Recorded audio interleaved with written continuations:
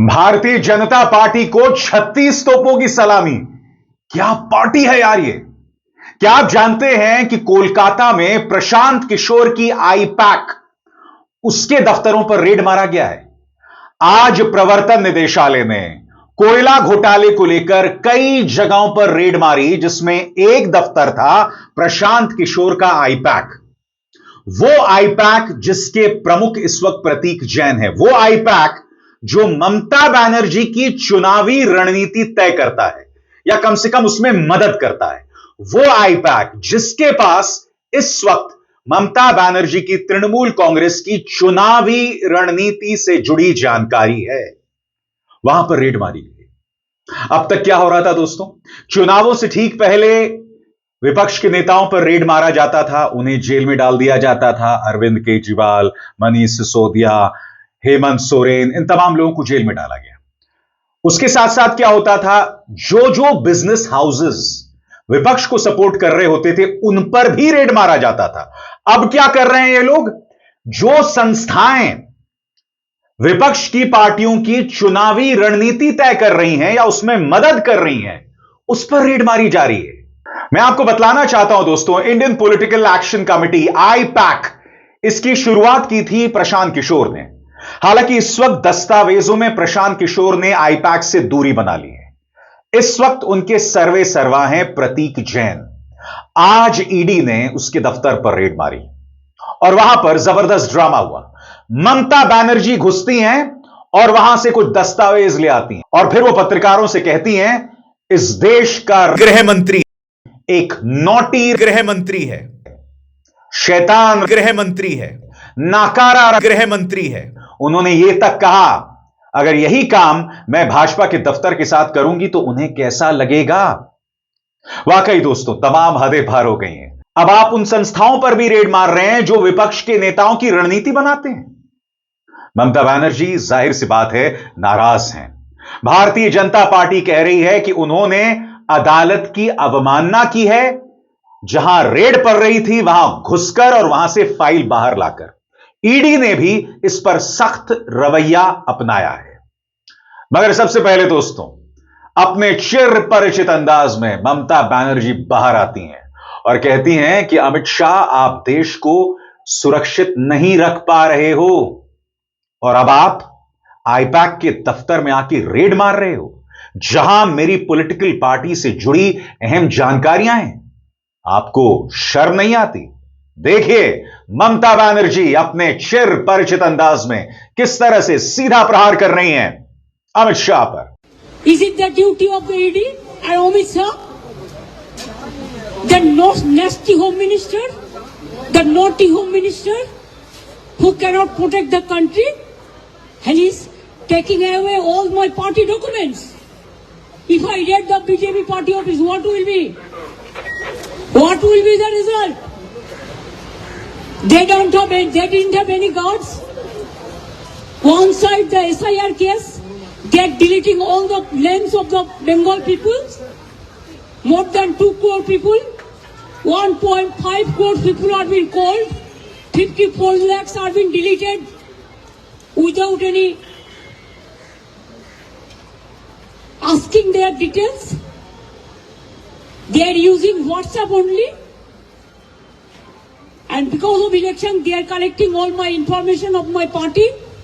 देखो मैंने सब लेके आया. Because I rang up Pratik, because he is the in charge of my party. So my hard disk, see, phone, hard disk, all they are collecting, and they have already attacked my IT office also. In fact, Sector 5, I am going there also.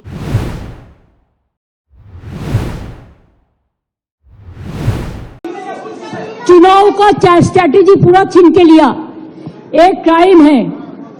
अगर आप हमारे साथ लड़ने नहीं सकते हैं तो अब क्यों हम बंगाल में आते हैं? आप हिम्मत से काम लो, आप लोकतंत्र पुलिस प्रोसेस में जीतो।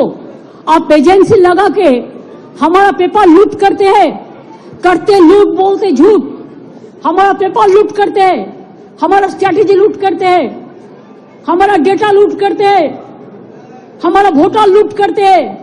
हमारा बंगाल को लूट करते हैं, हमारा भाषा को लूट करते हैं। क्या है आप लोगों के लिए भविष्य?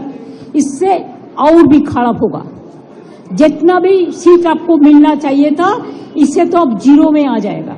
I am sorry mister Amit Shah and mister prime minister, please control your home minister. जाहिर सी बात है दोस्तों, पार्टी नाराज है। पार्टी की सांसद महुआ मोइत्रा ने सीधा प्रहार किया है अमित शाह पर और कहा है बाज आओ। उनका बयान आपकी स्क्रीन पर। महुआ मोइत्रा कहती हैं, बीजेपी's ऑफिशियल डराओ धमकाओ arm, the ED raiding consultants to illegally gain access to Trinamool Congress strategy documents, candidates list, etc. in last-ditch effort for 2026 Bengal. We will fight you and win, Amit Shah. You will regret this. सरल शब्दों में यहां महुआ मोइत्रा कह रही हैं कि अमित शाह, जो आप ये हरकतें कर रहे हैं, आपको पछताना पड़ेगा। सीधी सी बात है दोस्तों, कौन रेड मारता है उन फर्म्स पर जो किसी पॉलिटिकल पार्टी की चुनावी रणनीति तय कर रहे हैं। बहरहाल प्रवर्तन निदेशालय भी बहुत नाराज है। उन्होंने लंबा चौड़ा बयान दिया है। यह उनका बयान है जो उन्होंने ट्विटर पर या सोशल मीडिया हैंडल एक्स पर जारी किया है। प्रवर्तन निदेशालय क्या कह रहा है, इस पर भी गौर फरमाया जाए आपके स्क्रीन पर।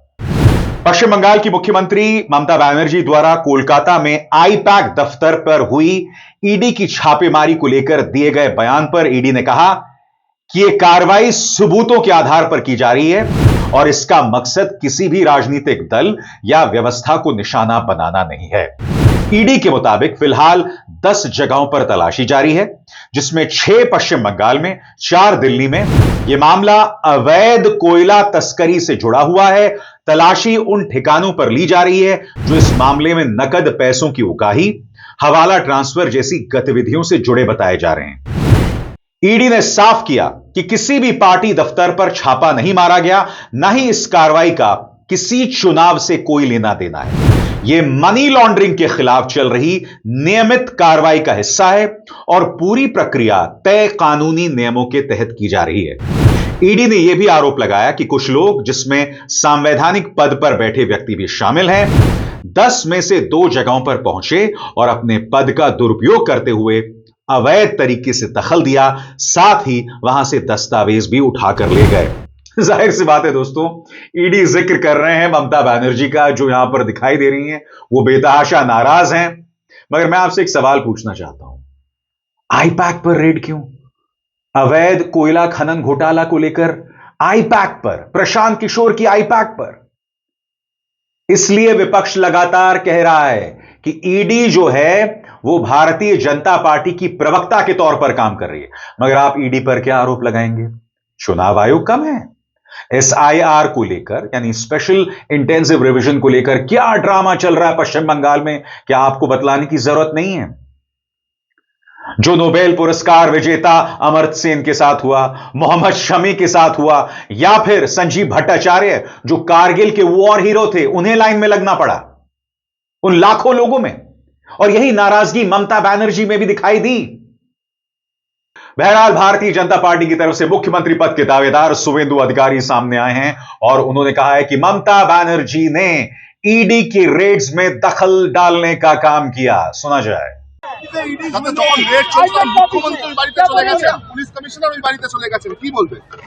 প্রথমত রেড নিয়ে কোনো মন্তব্য করব না, ওটা ইডি বলতে পারবে কেন রেড করেছে, আমি আই এম নট অ্যাওয়ার। কিন্তু মুখ্যমন্ত্রী কেন্দ্রীয় সংস্থা, সাংবিধানিক সংস্থার কাজে এর আগেও হস্তক্ষেপ করেছেন। 2021 সালে তিনি নিজাম প্যালেসে ধর্ণা দিয়েছিলেন সিবিআই অফিসে। ফিরহাদ হাকিম, শোভন চট্টোপাধ্যায়, মদন মিত্র, সুব্রত মুখার্জিদের গ্রেপ্তারের বিরুদ্ধে। এবং মুখ্যমন্ত্রী এর আগে রাজীব কুমারের বাড়িতে যখন সারদা মামলা নিয়ে রেড হয় সিবিআইর, সেদিনও তিনি সিপিকে নিয়ে ধর্ণা দিয়েছিলেন কলকাতাতে, ধর্মতলাতে।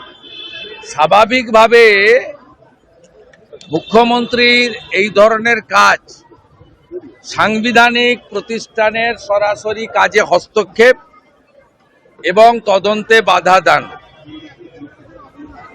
এটা একজন মুখ্যমন্ত্রী তিনি শুধু রাজনৈতিক নেতা নেত্রী নন, প্রশাসনিক কর্ত্রী। নিন্দা জানাই এবং ইডি নিশ্চয়ই তার ক্ষমতা বলে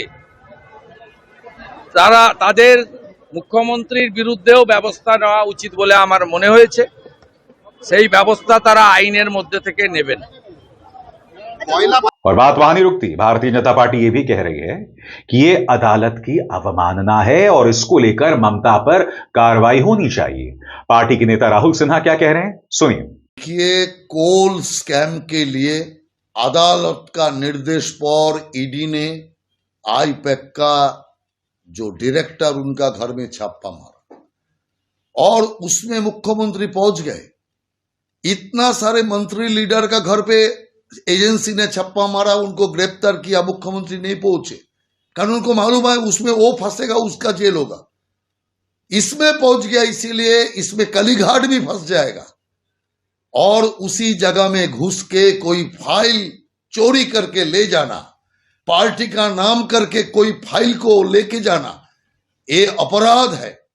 मुख्यमंत्री अपना पद का दुरुपयोग करके जो फाइल लेके चला गया उसमें सारे तथ्य है। इसीलिए मुख्यमंत्री ऐसा करके अदालत का अवमानना किया, जो तदंत चल रहा है उसमें बाधा डाला और जो फाइल चोरी किया वो चोरी किया। इस सारे जुर्म में मुख्यमंत्री ममता बनर्जी को गिरफ्तार करना चाहिए। हम मांग कर रहे हैं ममता बनर्जी को तुरंत गिरफ्तार करके हिरासत में लेना चाहिए और उस फाइल को उद्धार करना चाहिए।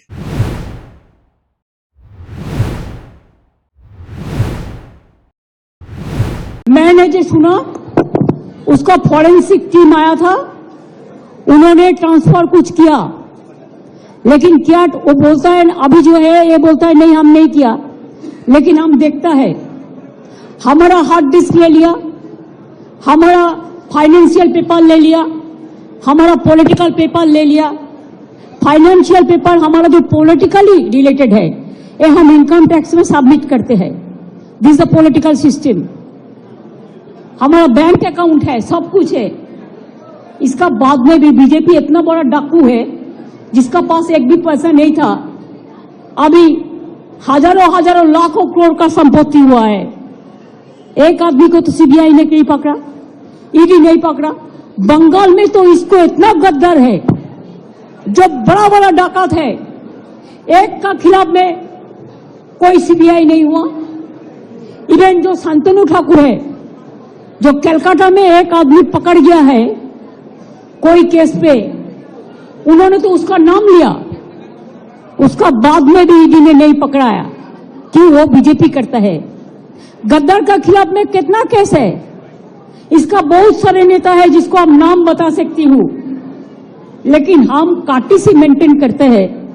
इसका मतलब नहीं होता है আমি সৌজন্যতা দেখাবো, চুপচাপ থাকবো, সব সহ্য করে নেব, এটা আমার দুর্বলতা নয়।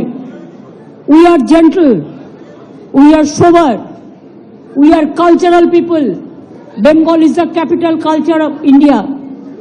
लेकिन हमको अगर आप जलन देगा, आप अगर हमारा सब लूट कर लेगा, चीटिंग कर लेगा, छीन के लेगा, चुरा के लेगा, तो हम इसको कभी डाइजेस्ट नहीं कर पाऊंगी।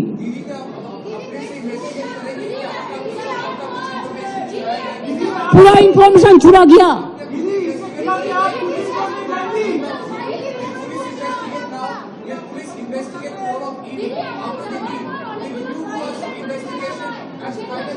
मैं क्या करेंगे मैं अभी नहीं बता सकती हूँ।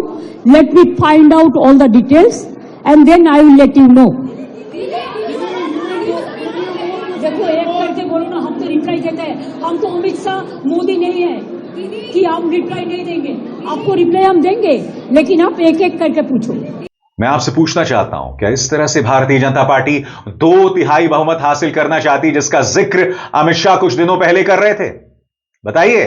मुझे पूरा भरोसा है कि 2026 में बंगाल में 2/3 बहुमत के साथ भारतीय जनता पार्टी की सरकार बनेगी, ये बंगाल की जनता तय कर कर बैठी है।